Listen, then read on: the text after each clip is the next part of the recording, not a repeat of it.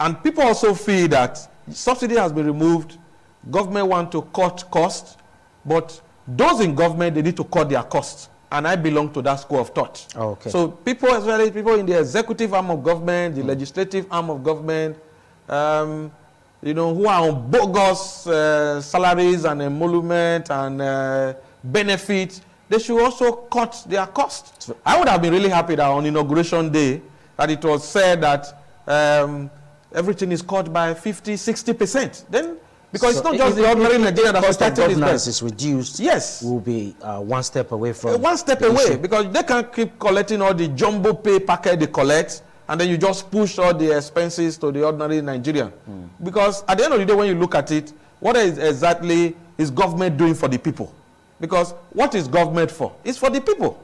The reason why there is government is that people, we the citizens, we have given our sovereignty. Power actually belongs to us, the people, but we've given, in governance, you give your sovereignty to some people to hold in trust. Governance is something you hold in trust, and then you now discharge it. So what are we enjoying? So this crude oil is our God-given resource. So we should enjoy it. We should enjoy it. There's subsidy in every part of the country. Like in America and Europe, the government subsidizes a lot of things for the people to enjoy. So you cannot just... so our government, they need to have a rethink, but we are hearing now that they are planning a lot of things. But there needs to be sincerity. Talking about sincerity, but you say there are things that need to be put in place. Yeah. Let's just number one is our refineries. Okay. I know people have said they've been fixing it. It's really sad that in the last 8 years, the last government could not, even though they promised during election, 4 refineries in Warri, Port Harcourt, in, where's the other one? Kaduna. In Kaduna. They should be working. They should be, because how Nigeria is the only country, oil producing country, the only member of OPEC, the Organization of Petroleum Exporting Countries in the world, that import refined petrol. All right, Dr. Tony, let's say it's like we have someone in there. Hello, good afternoon. Keep watch, and we need to realize that they are not lords. They are to serve us. So I know many people will like to call them Your Excellency this, Your Excellency that. It is not, it's the other way around. They are to serve us, not we serving them.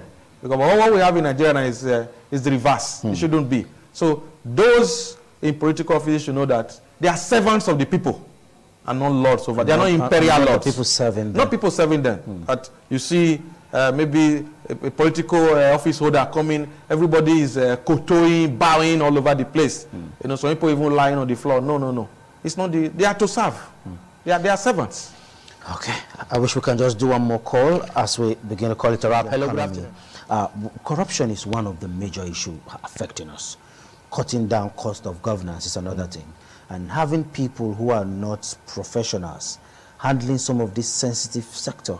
We had people like Fashola handling the power sector, and of course housing one time was part of his ministry that he was coordinating. Works and housing. And he's a legal practitioner. Yep.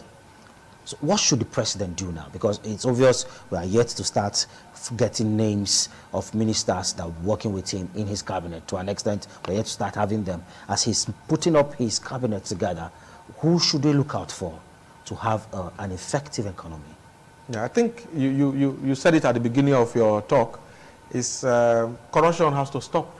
Okay. Yeah, because what we find in Nigeria is that, like I said, we draw up the right policies, we put the right things on paper, but we don't implement it. And huge resources are budgeted for key sectors of this economy, but people siphon the money, and there is no punishment, there is no deterrent. You know, and the rule of law is not being obeyed. The big men in society, the political elite, they go scot-free because they are able to buy justice and all that. So we need to have a system that the rule of law is sacrosanct.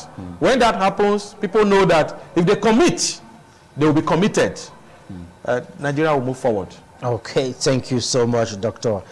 Tony, for finding time to join us on Business This Week. Thank you very much, Dan. It's my pleasure. And of course, we would like to have you again and again. Definitely. Okay, this is where we're drawing the curtain for the program today. Thank you so much for taking time to be part of the team. On behalf of the entire crew members, we want to say thank you. I'm Daniel Praise Osedebame. Do have yourself a lovely weekend ahead. Bye for now.